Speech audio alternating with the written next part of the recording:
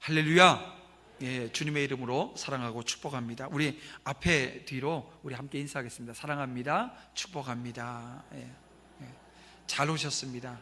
주님의 사랑과 은혜 가운데 우리 머무는 우리 모두가 되어지기를 간절히 소망해 봅니다. 오늘은 다윗 복음으로 답하다 25번째 시간입니다. 하나님만을 의지하라 라고 하는 제목으로 이 시간 말씀 함께 나누고자 합니다. 인도의 어느 지방에서요, 네 사람의 상인이 똑같이 돈을 투자해서 구입한 목화를 창고에 쌓아두었습니다. 근데 이 목화를 쌓아두었는데 이 막 쥐들이 막 나오기 시작하는 거예요. 그래서 이 쥐를 쫓기 위해서 고양이 한 마리를 사게 되어집니다. 근데 이 고양이도요, 네 사람이 똑같이 돈을 내서 4등분 해서 고양이를 사고, 그리고 나서 고양이 발이 4개니까 오른쪽 앞다리는 네 발, 왼다리는 네 발, 뒷다리는 네 발 해가지고 이 발도 딱 정해놓고 이렇게 했습니다. 그래서 고양이가 이 쥐를 다 쫓아내고 있어요. 그런데 어느 날 그렇게 막 잘 쫓아내던 고양이가 다리를 하나 다치게 되어집니다. 그래서 이 다리를 다치게 되어지니까 이 다리 주인이 있잖아요. 이 주인이 기름 바른 그 헝겊을 싸서 빨리 나으라고 이렇게 감싸줬어요. 근데 이게 고양이가요, 추우니까 난로 곁에 이게 붙어 있다가 이 헝겊에 기름이 묻어 있으니까요, 이 불이 확 달라붙은 거예요. 어떻게 됐을까요? 불이 붙으니까 막 죽겠다고 이리저리 날뛰다가 이 창고에 이 목화 한가득 쌓아놨던 목화를 다 태워버리고 말았습니다. 그랬더니 이제 이 책임 소재를 따져야 되잖아요. 이게 그래서 나머지 3명이 네가 거기다가 이 그 헝겊에다가 기름 발라놔가지고 네 다리에 불 붙은 것 때문에 목화 다 했으니까 이 갚으라는 거예요. 자기네가 손해본 거 배상하라는 거예요. 그러다 옥신각신하다가 안 돼가지고 어떻게 했냐면 재판을 걸게 되어집니다. 그 재판 결과가 어땠냐면, 재판장이 어떤 재판 결과를 냈냐면, 다리에 불 붙은 건 맞다. 그런데 그 불 붙은, 다리 다쳐가고 불 붙어서 이 발은 못 쓰는 다리잖아요. 나머지 3발이 팔짝팔짝 뛰어가지고 거기 들어가서 불을 냈으니까 나머지 3명이 이 한 명한테 배상하라는 거예요. 말이 되지요? 예. 예. 이 불 붙은 다리는 가만히 있었던 거예요. 아프기만 했죠. 예. 나머지 3다리는 팔짝팔짝 뛰어가지고 거기서 했으니까 3명이 한 명한테 그 보상해 주라는 거예요. 여러분, 그 이후의 이야기가 어떻게 됐을까요? 한번 생각해 보세요.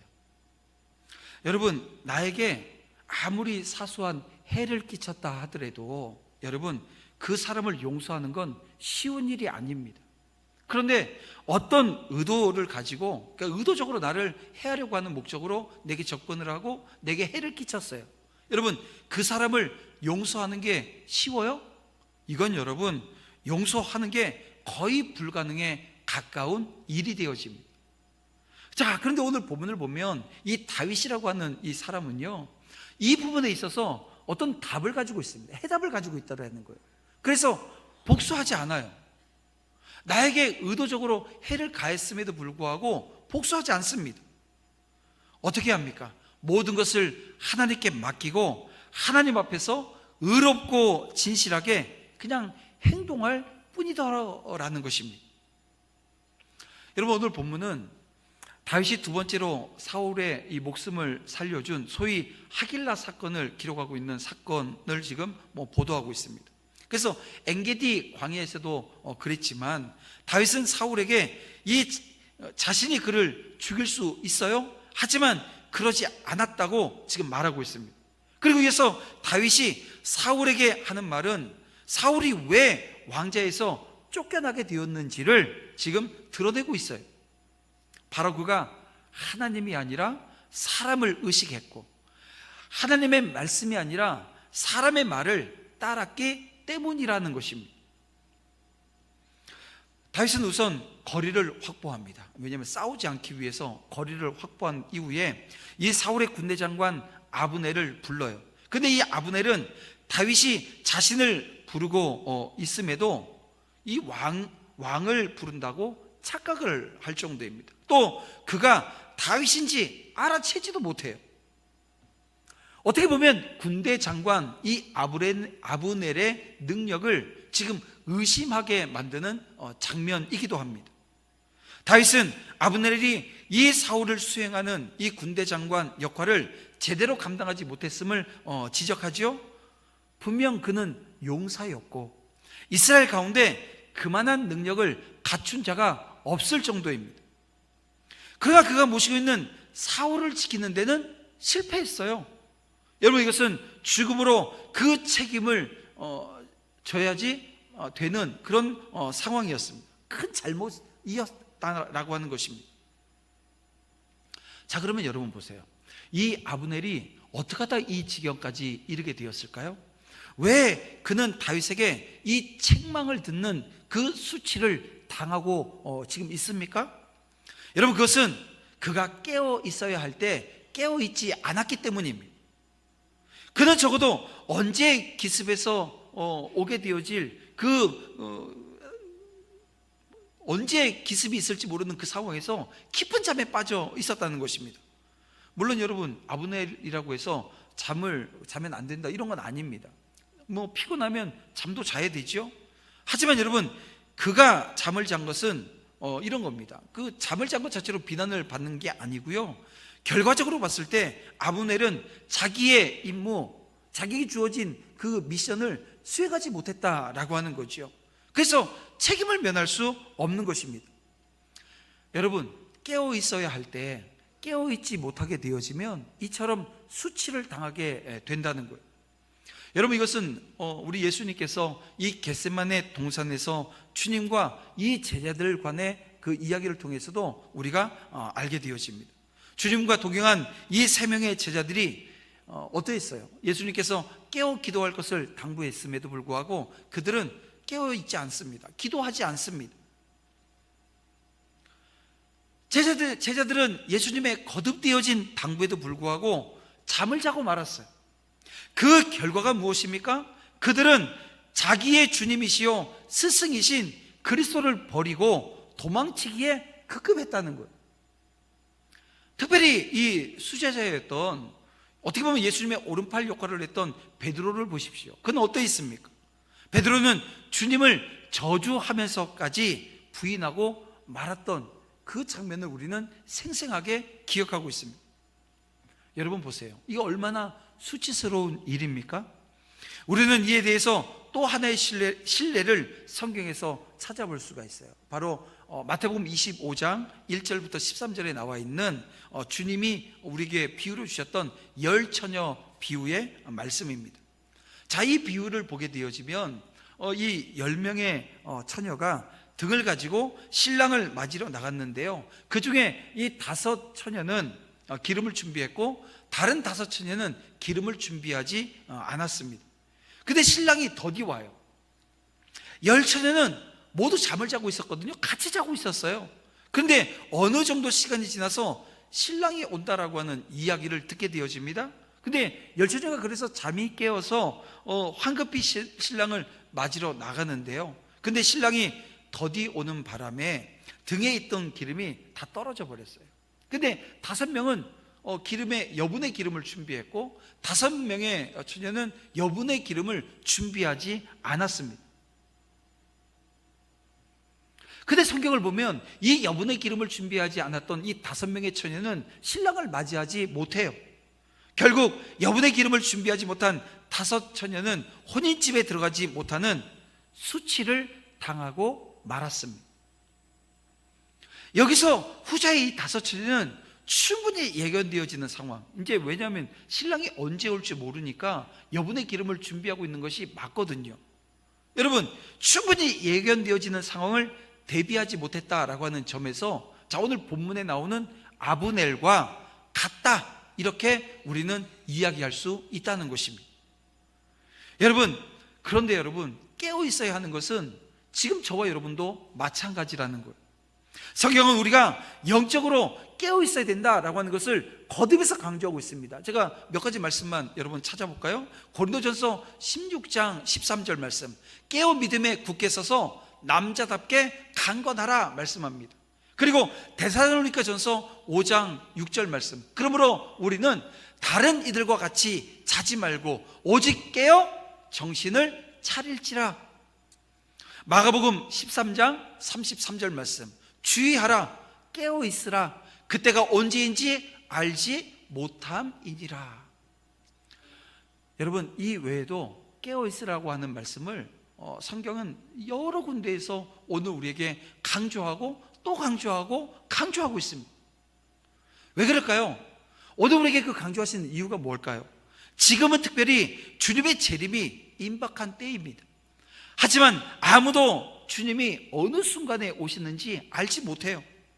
주님은 당신이 밤에 도적이 오는 것처럼 예기치 못할 때에 갑자기 오실 거라고 말씀해 주셨는데요. 여러분, 마태복음 24장 여러분 42절부터 44절까지 말씀 볼까요? 다 같이 한번 읽어보겠습니다. 그러므로 깨어있으라, 어느 날에 너희 주가 임할는지 너희가 알지 못함이라. 너희도 아는 바니 만일 집 주인이 도둑이 어느 시각에 올 줄을 알았더라면 깨어있어 그 집을 뚫지 못하게 하였으리라. 이러므로 너희도 준비하고 있으라. 생각하지 않은 때에 인자가 오리라. 네. 아멘. 무슨 말이에요? 오늘 항상 깨어 주님의 오심을 기다리라고 하는 말씀 아닙니까? 그리스도께서 오실 때 잠을 잔다고 한다면 이렇게 미련한 5 처녀와 같이 수치를 당하게 될 거라는 거예요. 그래서 사도 요한은 요한계시록 16장 15절에서 오늘 우리에게 이렇게 말씀하십니다. 내가 도둑같이 오리니 누구든지 깨어 자기 옷을 지켜 벌거벗고 다니지 아니하며 자기의 부끄러움을 보이지 아니하는 자는 어떻다고요? 복이 있다고 말씀합니다. 여러분, 이 말씀은 곧 깨어 근신하라라고 하는 말씀으로 우리가 받아야 된다는 것입니다. 여러분, 교회 직분이나 성경에 관한 지식이 뭐 많고 적음을 상관하지 않아요. 여러분, 깊은 잠에 빠진 자들은 그리스도께서 오실 때 자신의 수치를 드러내게 된다는 것입니다. 여기에는요, 목사도, 여러분 평신도도 똑같습니다. 목사도 매일 설교하고 매일 말씀 들고 있지만 이 영적으로 피폐해지고 영적인 잠에 빠질 수 있어요. 그렇게 되어지면 아무것도 아니라는 거예요. 여러분, 사회적인 지위나 뭐 재산이 많고 적음, 이거 여러분 상관없다고 오늘 말씀하고 있는 것 아니에요? 그래서 오늘 우리가 깨어 있는지 이 여부가 가장 중요한 포인트라고 하는 것입니다. 자, 그러면 여러분 지금 여러분의 영적인 상태는 어떻습니까? 깨어 있습니까? 아니면 깊은 잠에 빠져 있습니까? 부디 여러분 모두 그리스도께서 우리가 알지 못하는 때에 오신다라고 하는 이 말씀을 기억하고 저와 여러분은 늘 깨어 그 주님이 다시 오실 것을 약속해 주셨기에 그 약속을 믿고 기다리는 믿음의 신실한 주의 성도들 다 되시기를 주님의 이름으로 축원함을 드립니다. 그런가 하면 이 사무엘서 저자가 지금 이렇게 이 아브넬을 아주 강하게 비판하고 이 다윗을 통해서 비판하고 있는 내용을 상세히 기록하고 있는 저희가 있어요. 이유가 있다는 거예요. 여러분, 이것은 이스라엘에서 가장 강한 용사였던 아브넬이라고 해도 사울을 지킬 수 있어요, 없어요? 없다는 거예요. 제 아무리 유능하고 강하다 해도 사람은 의지할 대상이 될 수 없다고 지금 말씀하고 있는 것입니다. 다윗은 하나님을 의지했기에 그 생명을 유지하고 승승장구했지만 사람을 의지했던 사울은 결국 버려질 수밖에 없다라고 하는 것을 지금 이 사무엘서 기자는 오늘 저와 여러분에게 말씀해 주고 있는 거예요. 자, 이 아브넬과 달리 사울은 이 다윗의 음성을 듣고 이 다윗이라고 하는 것을 알아차려요. 그래서 17절 말씀을 보세요. 이 17절 말씀을 보게 되어지면 사울이 다윗을 어떻게 부릅니까? 내 아들 다윗아라고 부릅니다. 자, 이 다윗은 사울 왕을 어떻게 불러요? 내 주 왕이여 라고 부릅니다. 여러분, 이 장면은요 우리가 그 전에 이 엔게디 사건에서도 똑같이 이렇게 서로가 서로를 부르고 있었습니다. 자, 19절 말씀을 우리 다 같이 함께 보기로 원합니다. 함께 보겠습니다. 시작. 원하건대 내 주왕은 이제 종의 말을 들으소서. 만일 왕을 충동시켜 나를 해하려 하는 이가 여호와시면 여호와께서는 재물을 받으시기를 원하나이다. 만일 사람들이면 그들이 여호와 앞에 저주를 받으리니 이는 그들이 이르기를 너는 가서 다른 신들을 섬기라 하고 오늘 나를 쫓아내어 여호와의 기업에 참여하지 못하게 함이니이다. 예. 아멘. 여러분 19절에서 다윗은 사울이 하나님의 말씀을 따라 자기를 해하려 하는 것이라면 자기가 죽어서 하나님께 제물로 바쳐지는 것이 옳다라고 이야기합니다. 하지만 사람의 말을 따르는 것이라고 한다면 그들이 저주를 받아야 된다. 지금 이 말씀이 지금 19절에 있는 말씀인 거예요. 그렇습니다. 다윗은 자신을 죽이려고 뒤쫓는 사울의 행위가 하나님으로부터 말미암은 것이라고 한다면 기꺼이 죽겠다는 거예요. 자기는 죽어도 된다는 거예요.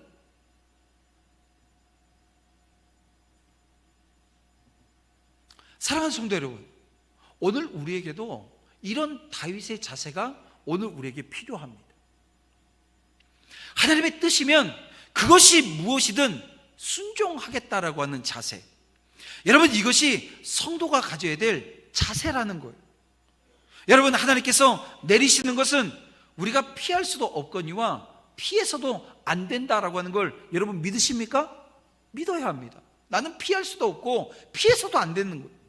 때로는 그것이 고난이 되어진다 할지라도, 때로는 그것이 징계가 되어진다 할지라도, 여러분 오늘 우리가 피하지 않고 그 하나님 앞에 온전히 서 있는 것, 그것을 오늘 우리는 믿음이라고 이야기하는 거죠.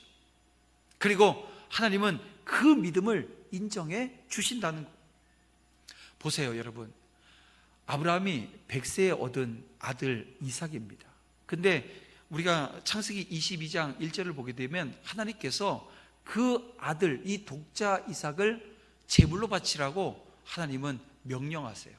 자, 우리가 그 가운데 아브라함이 근심을 했다, 마음이 아팠다, 왜 하나님 미루셨어요, 섭섭했다, 이런 내용이 성경에 기록되어 있진 않아요. 하지만 여러분, 아브라함이 독자 이삭을 바치라고 했을 때 그냥 아멘 하고 그냥 애 잡아가지고 끌고 가서 그랬을까요? 그랬을 거라고 생각하세요? 저도 그렇게 생각하지 않습니다. 왜냐하면 우리 예수님께서 십자가를 지시기 위해서 기도하셨던 마지막 기도의 장면을 보세요. 뭐라 그러셨어요? 이 잔을 내게서 지나가게 하실 수 있으면 그를 지나가게 해달라. 여러분, 완전한 인간의 모습, 완전한 이 사람의 모습, 이 심성을 가지고 있는 인간은요, 그런 거예요. 그 아브라함이 그 예수님의 모습을 통해서 아브라함의 모습을 보게 되어지면 이해가 되어집니다. 분명 아브라함은 그 상황을 피하고 싶고 숨고 싶었을 거라는 거예요. 하나님께서 명령하시는 그 명령 앞에 정말 이 견디기 힘들 정도의 시련이라고 하는 게 그에게 있었을 거예요. 하지만 하나님께서 명하신 것이기에 그는 거역하지 않고 묵묵히 따릅니다. 성도 여러분, 오늘 우리도 이렇게 살아야 된다는 거예요. 이런 모습이 바로 저와 여러분의 모습인 겁니다. 근데 보세요, 사울은 10사람들의 말을 듣고 다윗을 찾아 나선 것이었어요. 다윗이 이 지적한 대로 사람의 말을 따라 움직입니다. 다윗은 사울이 사람의 말을 따라서 이 무가치한 일을 하고 있다며 자신을 죽이려고 하는 시도를 멈추래요. 20절 말씀을 보세요. 여호와 앞에서 먼 이곳에서 이제 나의 피가 땅에 흐르지 말게 하옵소서. 여러분, 사울은 다윗을 잡으려 한 것은 오히려 자신의 죽음을 재촉하게 되는 과정이었습니다.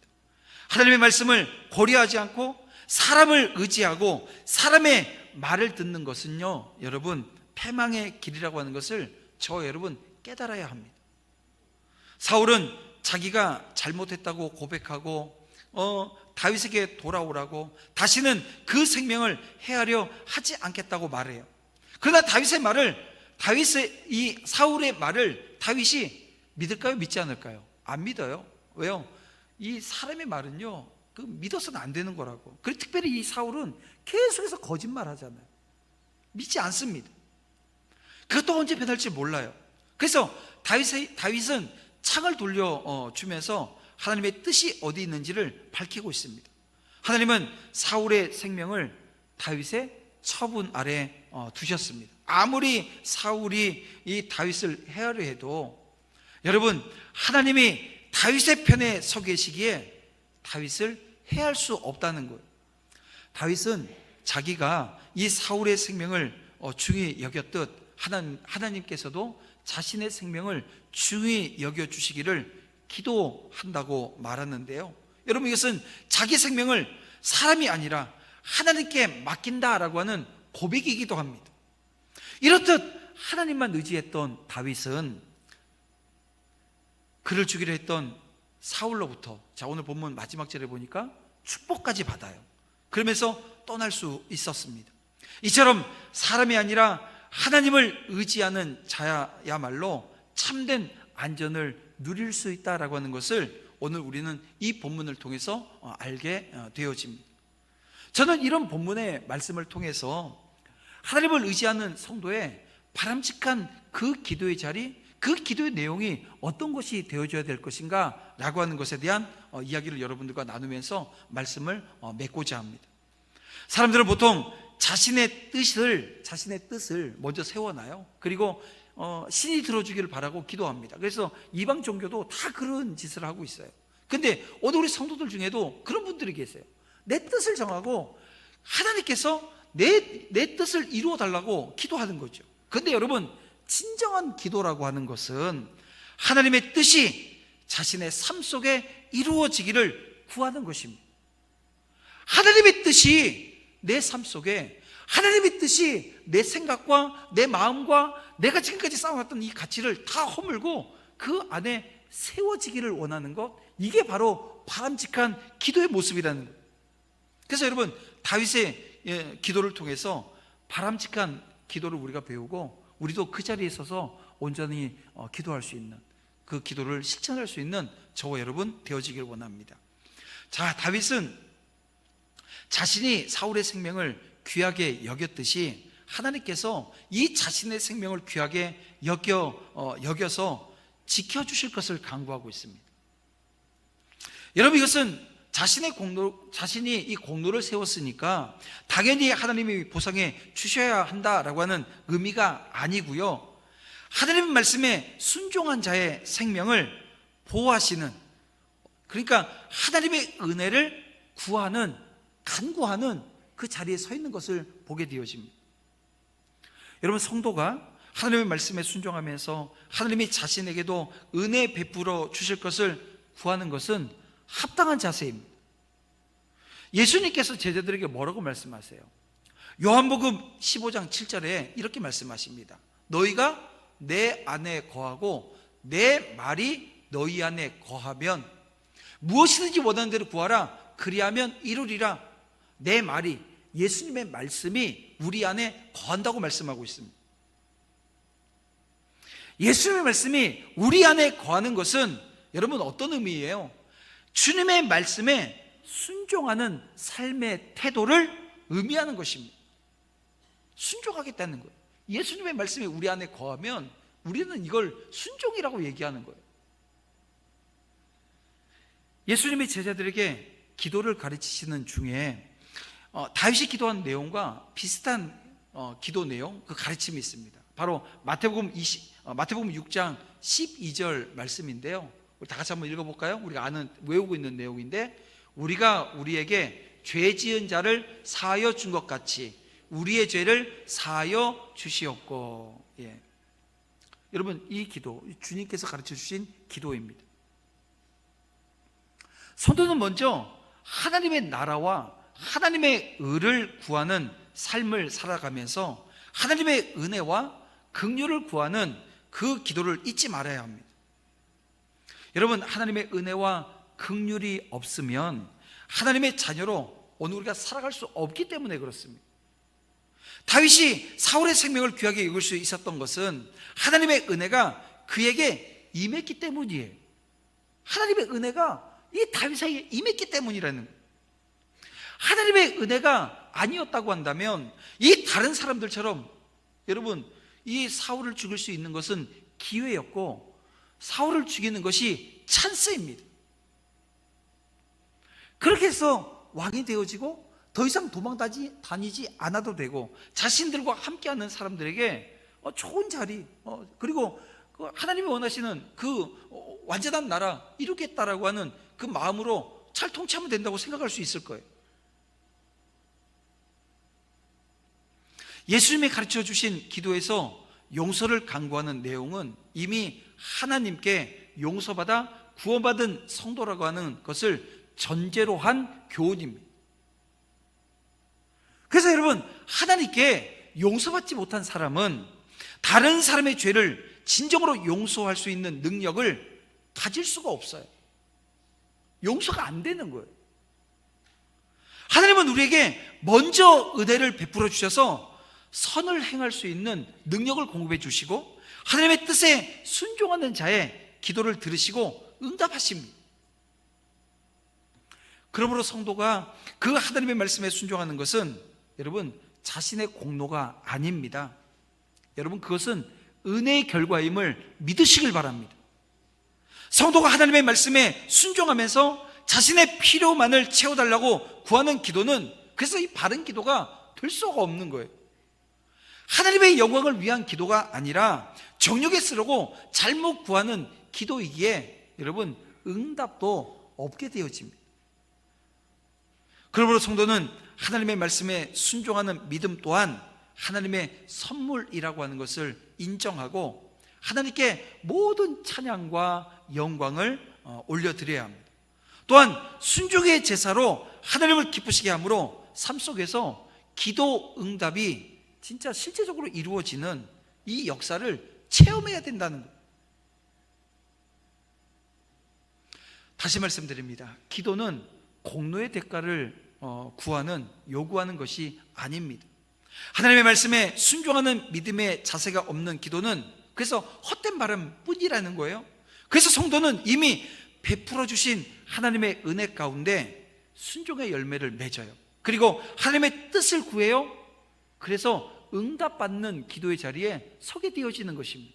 여러분 이 원리를 저와 여러분들이 기억하시고 오늘 우리는 깨어 기도하는 자리, 깨어 하나님의 그 말씀을 받아내고 그 말씀에 순종함으로 말미암아 오늘 우리가 간구하는 그 간구가 하나님께 상달되어지며 또 응답되어지는 여러분 그 귀한 삶의 자리에 저와 여러분 모두가 함께 서시기를 주님의 이름으로 축원함을 드립니다. 이제 말씀을 좀 정리해 보겠습니다. 사울은 다윗보다도 몇 배 많은 군사를 거느리고 있어요. 지금 사울은 3,000명의 군사를 거느리고 있고요, 다윗은 600명이었습니다. 그런가 하면 지금 사울 왕은요 현직입니다. 현직 이스라엘 왕이라는 거예요. 하지만 사람의 힘과 평판을 의지했던 사울은 하나님을 의지했던 이 다윗을 해할 수가 없어요. 이길 수도 없어요. 근데 여기에 절대라고 하는 말을 붙여도 됩니다. 절대 해할 수도 없고 절대 이길 수도 없다는 겁니다.